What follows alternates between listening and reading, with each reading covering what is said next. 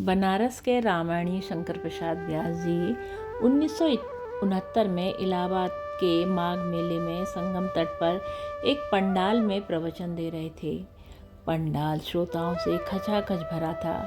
बाबा सबसे पीछे खड़े हो गए और एक भक्त को उन्हें बुलाने के लिए मंच पर भेजा। उस समय उनका प्रवचन खत्म हो चुका था। भक्त उनके पास गया और कहा कि आपको बाबा नीम करोरी याद कर रहे हैं। व्यास जी झल्लाए, कौन बाबा नीम करोरी? उनसे कह दो कि हमारे पास समय नहीं है। भक्त अवाक रह गया।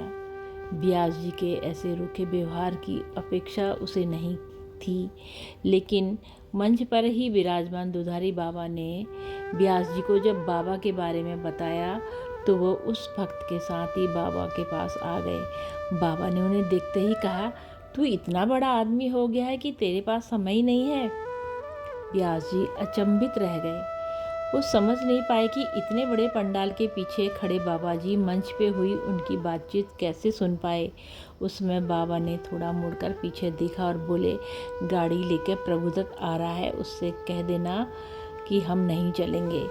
उस समय प्रभुदत्त जी की गाड़ी का दूर दूर तक पता नहीं था, लेकिन कुछ ही मिनटों बाद एक गाड़ी आखिर बाबा के पास आकर रुकी। उसमें से ब्रह्मचारी जी उतरे और बाबा का चरण स्पर्श किया।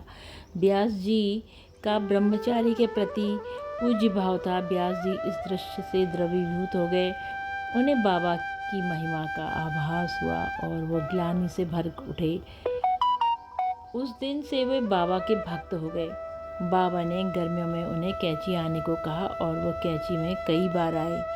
जय हो नीम करोरी बाबा की सदा जय हो, माँ सिद्धि की सदा जय हो। बाबा सभी भक्तों का कल्याण करना, प्रभु कल्याण करना। जय हो बाबा।